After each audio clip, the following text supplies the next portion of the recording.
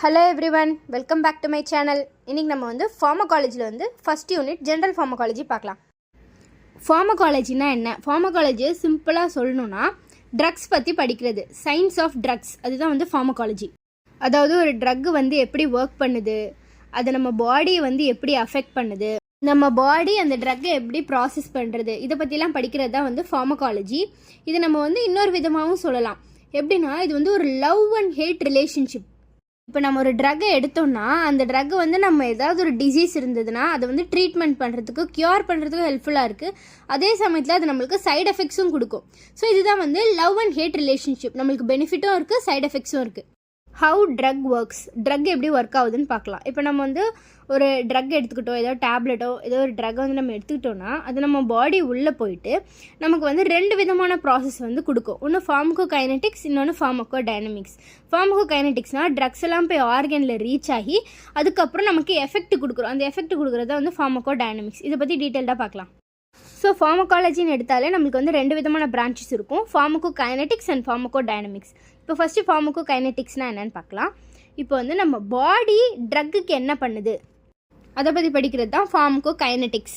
What the body does to the drug, இதுதான் வந்து ஃபார்மகோகைனெட்டிக்ஸ். இப்போ ஃபார்மகோகைனெட்டிக்ஸ்னு எடுத்தோன்னா அந்த வேர்டை வந்து ரெண்டாக ஸ்ப்ளிட் பண்ணலாம், ஃபார்மகோ அண்ட் கைனெட்டிக்ஸ். ஃபார்மகோனா ட்ரக்கு, கைனெட்டிக்ஸ்னால் மூவ்மெண்ட்.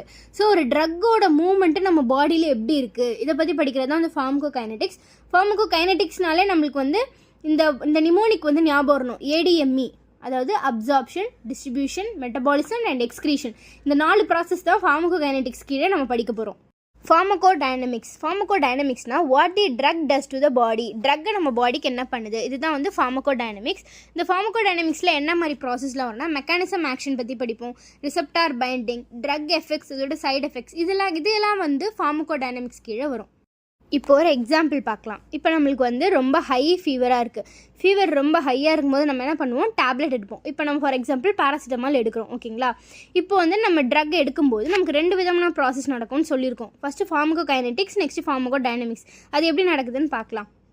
ஸோ இப்போ நம்ம வந்து பேராசிட்டமால் எடுக்கிறோம். நம்ம பேராசிட்டமால் எடுக்கும்போது ஸ்டொமக்கில் போய் ரீச் ஆகும். ஸ்டொமக்கில் போய்ட்டு அது டிஸ்இன்டிகிரேட் ஆகி ஸ்டொமக்லேருந்து பிளட் வெசல்ஸ்க்கு அப்சார்ப் ஆகும் இந்த பேராசிட்டமால் ட்ரக்கு. ஸோ ஸ்டொமக்லேருந்து அந்த பிளட் வெசலுக்கு அப்சார்ப் ஆகிற ப்ராசஸ் பேர் அப்சார்ப்ஷன். இதுதான் வந்து ஃபார்மகோகைனெட்டிக்ஸில் ஃபஸ்ட்டு ஸ்டெப்பு. நெக்ஸ்ட் ஸ்டெப் வந்து டிஸ்ட்ரிபியூஷன். டிஸ்ட்ரிபியூஷன் எப்படி நடக்கும்னா பிளட் வெசல்ஸ்லேருந்து நம்மளுக்கு லிவருக்கு போய் ரீச் ஆகும் நம்ம ட்ரக்கு. இதுதான் வந்து டிஸ்ட்ரிபியூஷன். நெக்ஸ்ட் தேர்டு ஃபார்மகோகைனெட்டிக்ஸ் என்னென்னா மெட்டபாலிசம். அதாவது லிவரில் என்ன ஆகும்னா இந்த பேராசிட்டமால் ட்ரக் வந்து பிரேக் டவுன் ஆகும். ஒருவேளை நான் போலாராக இருந்தால் போலாராக ஆகும்.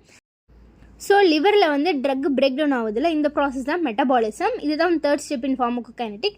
கடைசியாக வந்து லாஸ்ட் ஸ்டெப்பு எக்ஸ்க்ரீஷன்.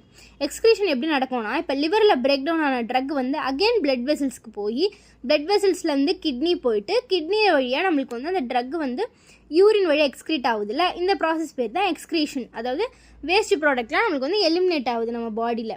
ஸோ இந்த 4 ஸ்டெப்பு தான் வந்து pharmacokinetics, absorption, distribution, metabolism and excretion.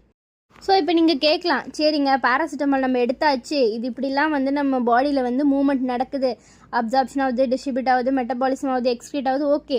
ஆனால் நம்ம ஃபீவருக்கு எடுத்தோம், அங்கே என்ன ஆக்ஷன் நடக்கும்னு கேட்டால் அப்போ தான் ஃபார்மகோடைனமிக்கோட ஆக்ஷன். இங்கே ஃபார்மகோடைனமிக்ஸோட ஆக்ஷன் என்னென்னா நம்மளோட ஃபீவர் பாடி டெம்பரேச்சரை வந்து நார்மல் ஆக்கிட்டு அதுக்கப்புறம் நம்மளுக்கு சைடு எஃபெக்ட்ஸ்லாம் குறைச்சி நம்மளோட ஹெல்த்தி பர்சனாக மாற்றுறது தான் ஃபார்மகோடைனமிக்ஸ். இப்போ நீங்கள் கேட்கலாம் ஃபார்மகாலஜி படிக்கிறதுனால என்ன யூஸு அந்த மாதிரிலாம் கேட்டிங்கன்னா ஃபஸ்ட்டு மெயின் இம்பார்ட்டண்ட் ஃபிசிஷியன், அதாவது டாக்டர்ஸ்க்கு என்ன ஹெல்ப்ஃபுல்லாக இருக்கும்னா ஒரு ட்ரக் எடுத்தால் right drug, right dose correct டைமுக்கு ஷெட்யூல் பண்ணி கொடுக்குறதுனால அவங்களுக்கு வந்து நம்மளுக்கு ட்ரீட்மெண்ட் கொடுக்க முடியும். ஸோ இதுக்காக ஃபார்மகாலஜி ரொம்ப ஹெல்ப்ஃபுல்லாக இருக்குது. நெக்ஸ்ட்டு இம்பார்ட்டண்ட் என்ன இருக்குன்னா ஃபார்மகாலஜி வந்து படிக்கிறதுனால நம்மளுக்கு வந்து ட்ரக் இன்ட்ராக்ஷன்லாம் நம்ம தெரிஞ்சுட்டு நம்ம ப்ரிவெண்ட் பண்ணலாம். ஹார்ம்ஃபுல்லான இன்ட்ராக்ஷனையோ சைட் எஃபெக்ட்ஸையோ நம்ம வந்து ப்ரிவெண்ட் பண்ணலாம்.